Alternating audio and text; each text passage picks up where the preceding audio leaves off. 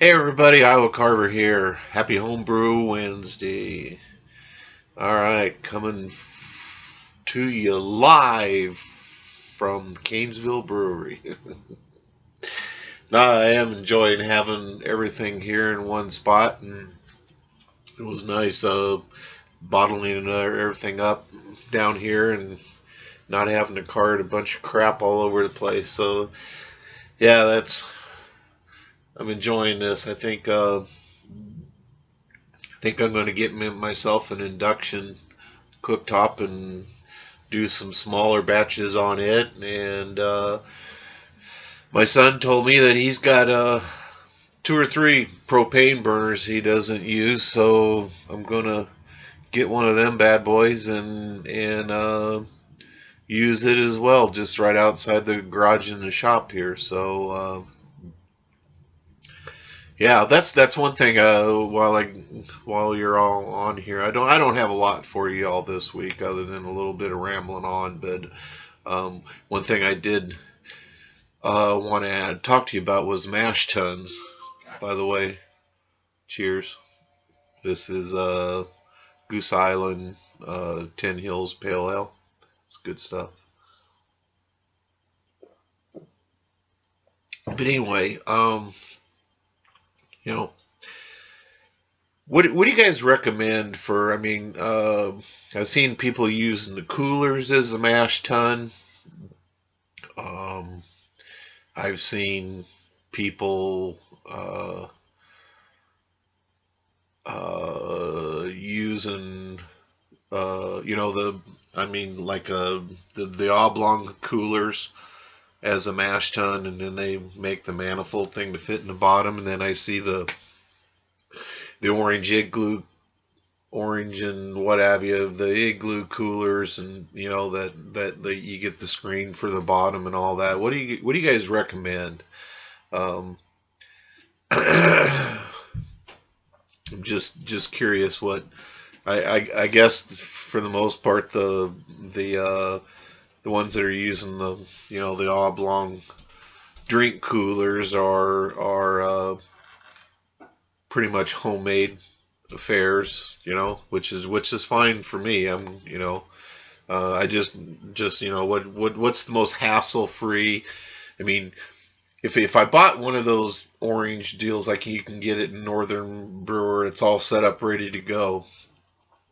Am I pretty much going to be able to do a mash in and not have to worry about stuck sparge, um, that kind of thing? Or I was watching Tiny's um, 5 minute tips this weekend and saw where he, one of his oblong like coolers, and he's got the manifold that he made, but he says, it'll still suck up the grain in there.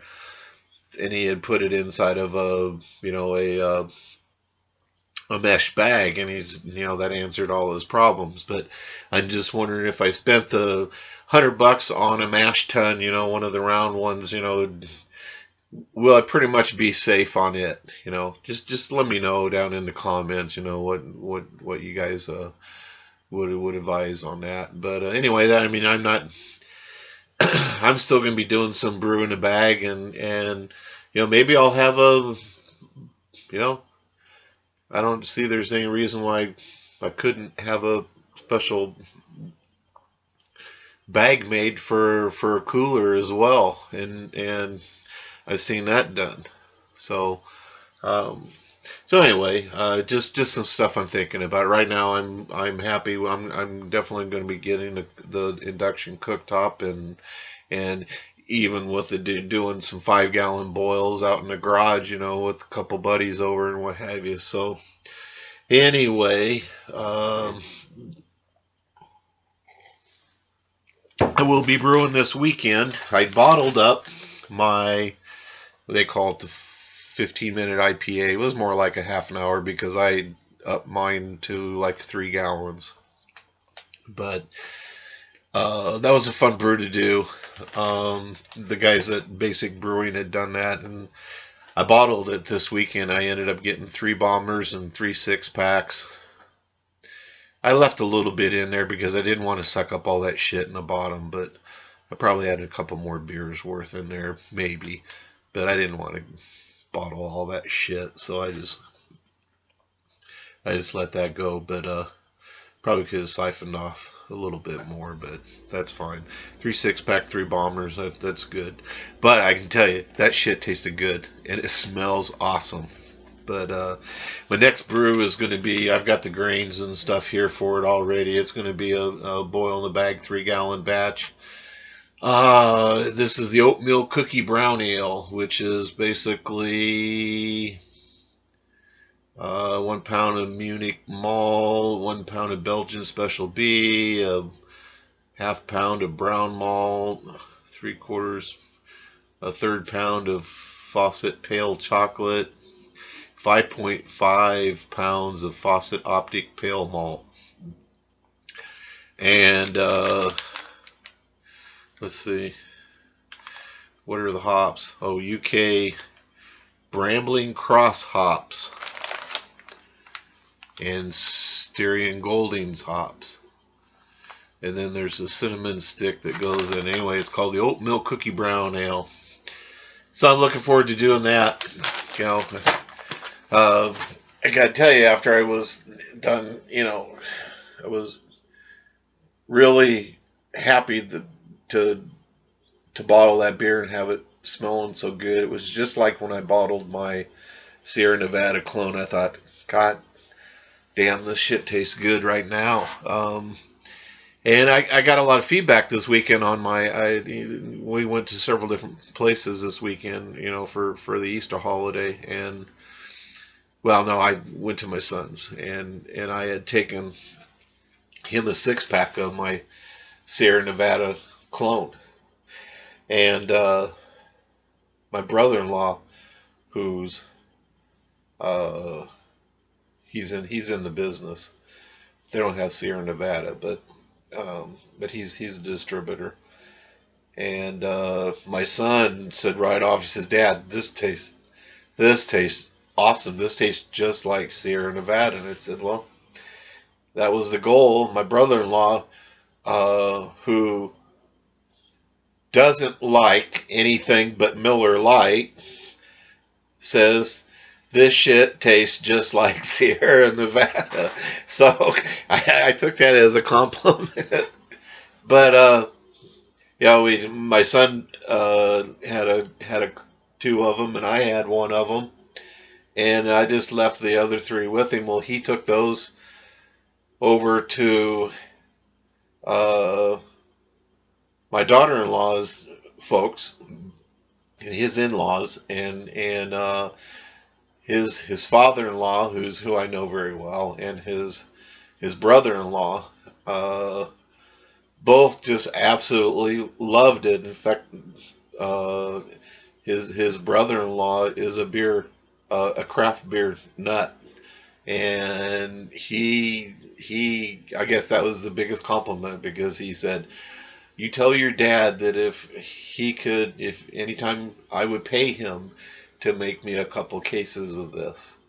And, that's not the thing I want to do, because I don't have that much time to brew and what have you.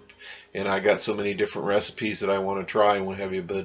But I took that as a compliment that I'm on the right track. And that really made me feel good. So anyway, that's just, really made me feel good. And, I think everybody has, those times where you're sure, you got somebody that's trying your beer, and they go,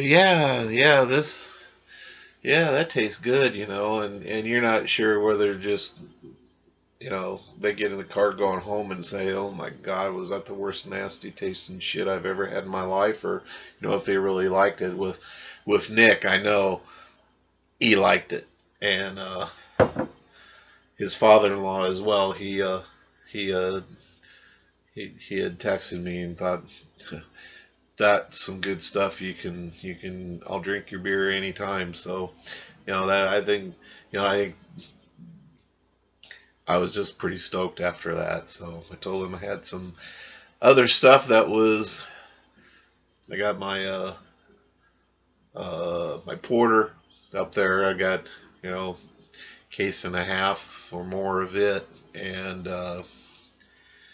that needs a little bit more time. But I could tell that I tasted that again this weekend, and that's getting there too. That's there. So feeling good about where I'm going with the brewing and everything, and say that last batch is just an extract with a bunch of hops. It's just an extract smash, but it smelled good. I'm really psyched that here in a couple weeks I'll have another good tasting beer. So anyway, that's probably it for now. I want to thank everybody who has shared all my videos. I'm up to like 119 subscribers. I went from like 100 to almost 120 here in almost just a heartbeat, it seems like.